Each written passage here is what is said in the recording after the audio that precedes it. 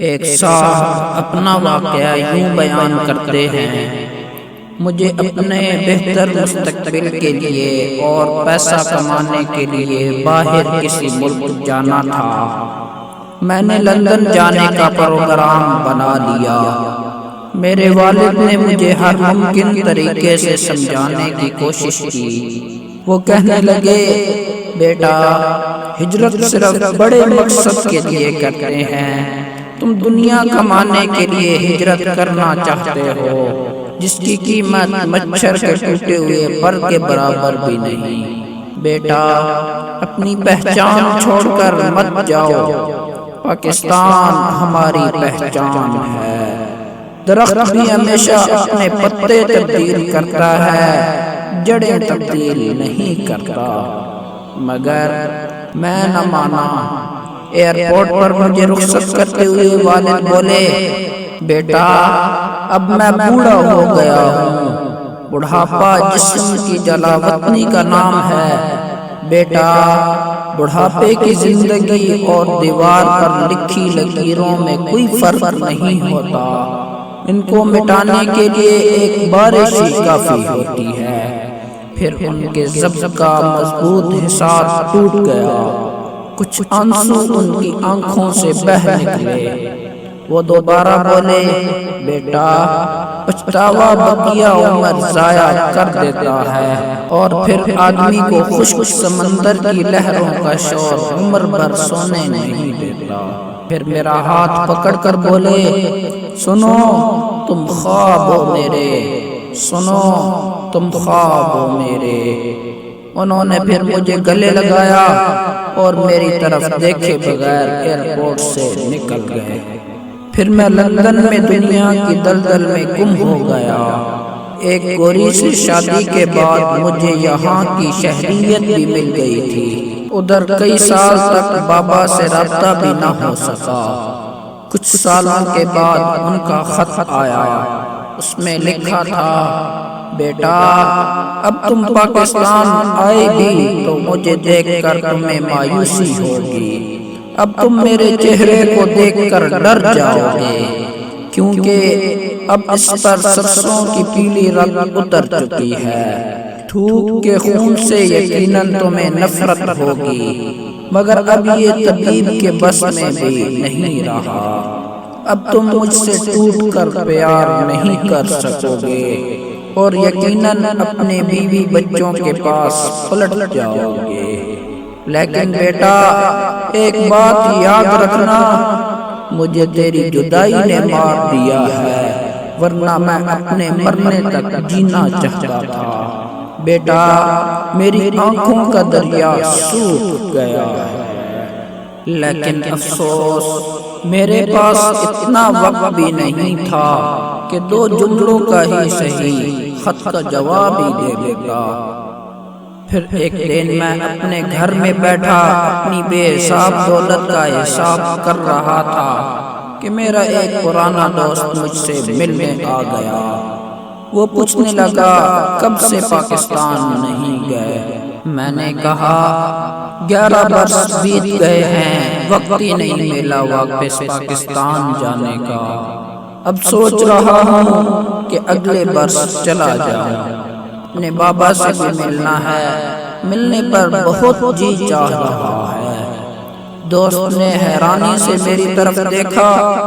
وہ کہنے لگا، تم پاگل ہو کیا؟ تمہیں کچھ بھی معلوم نہیں؟ کیا تم اپنے باپ کے مرنے پر بھی پاکستان نہیں گئے؟ میں نے حیران ہو کر کہا، تم کیا کہہ رہے ہو؟ میرے بابا فوت ہو گئے ہیں۔ میری آہ نکل گئی۔ میں نے دوبارہ پوچھا، مگر مجھے کسی نے بتایا کیوں نہیں؟ دوست بولا، ان کی وصیت تھی، میرے بیٹے کو اطلاع مت دینا، اسے آنے میں تکلیف ہوگی۔ پھر مجھے یوں لگا جیسے بازی پلٹ گئی ہے اور میں اپنا وجود بھی ہار گیا۔ بابا کے الفاظ پگھلے ہوئے شیشے کی طرح میری کانوں میں گونجنے لگے، بیٹا، مجھے تیری جدائی نے مار دیا ہے، ورنہ میں اپنے مرنے تک جینا چاہتا تھا۔ بیٹا، پچھتاوا بقیہ عمر ضائع کر دیا کرتا ہے، اور پھر آدمی کو خشک سمندر کی لہروں کا شور عمر بھر سونے نہیں دیتا۔ سنو تم خواب ہو میرے، سنو تم خواب ہو میرے۔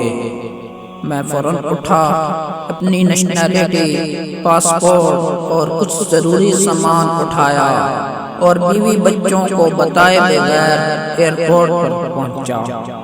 پہلی فلائٹ سے ہی پاکستان پہنچ گیا۔ ایئرپورٹ سے سیدھا محلے کے قبرستان پہنچا۔ میں نے بابا کی قبر کو بہت تلاش کیا مگر مجھے نہ ملی۔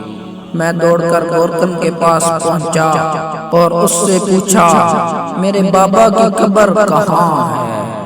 گورکن میرے ساتھ چلا آیا۔ اس نے بھی بہت تلاش کیا مگر قبر نہ ملی۔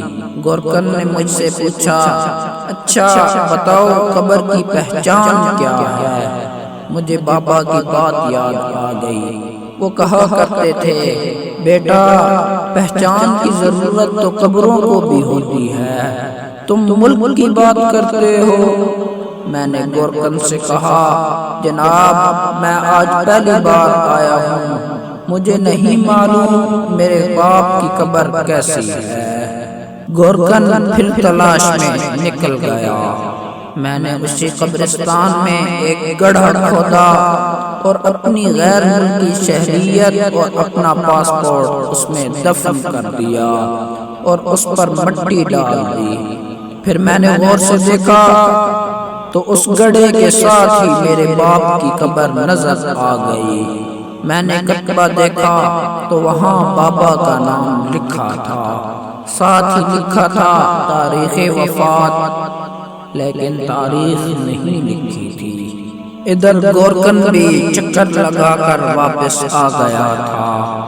میں نے اسے بتایا کہ یہ قبر میرے باپ کی ہے۔ پھر میں نے پوچھا، مگر اس پر وفات کی تاریخ کیوں نہیں لکھی؟ گورکن نے قبر کی طرف دیکھا اور پھر افسوس اور نفرت سے میری طرف دیکھا اور خاموش رہا۔ پھر کچھ دیر بعد بولا، مجھے تاریخ تو یاد نہیں، غالباً 4 مہینے پہلے کی بات ہے، جب میں نے یہ قبر بنائی تھی، اس پر کتبہ نہیں تھا۔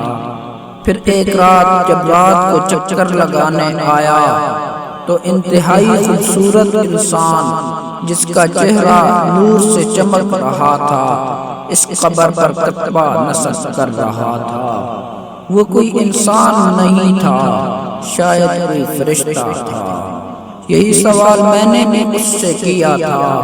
میں نے کہا، اے اجنبی، اس کتبے پر تاریخ وفات کیوں نہیں لکھی؟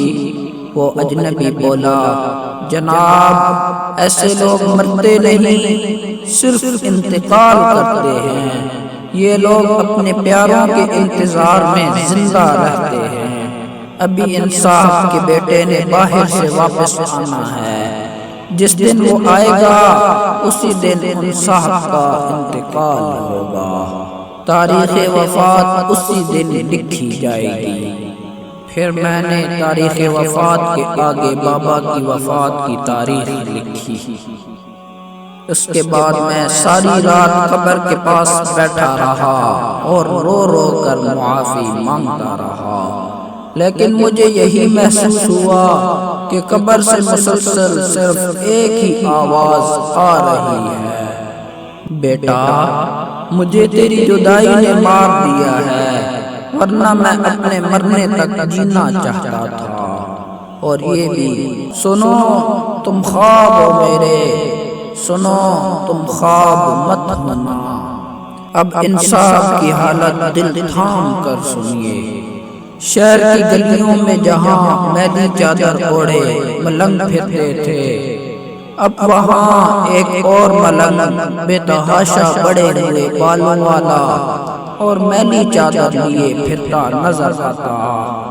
رات ہوتی تو کسی بھی فٹ پاتھ پر لیٹ جاتا، مگر کسی نے اس کو سوئے ہوئے نہیں دیکھا۔ صبح ہوتے ہی بازار میں چلنا شروع کر دیتا، جہاں کہیں بوڑھا نظر آتا اس کو روک روک کر سلام کرتا، اس کا ہاتھ پکڑ کر چومتا اور کہتا اپنے مرنے تک ضرور زندہ رہنا اور اپنے بیٹے کو باہر مت جانے دینا، اس کا پاسپورٹ پھاڑ دینا، اور صرف یہ کہہ کر آگے بڑھ جاتا اور پھر کربناک لہجے میں گنگنانے لگتا، سنو تم خواب ہو میرے، سنو تم خواب ہو میرے، سنو تم خواب مت ہونا، تم خواب مت ہونا۔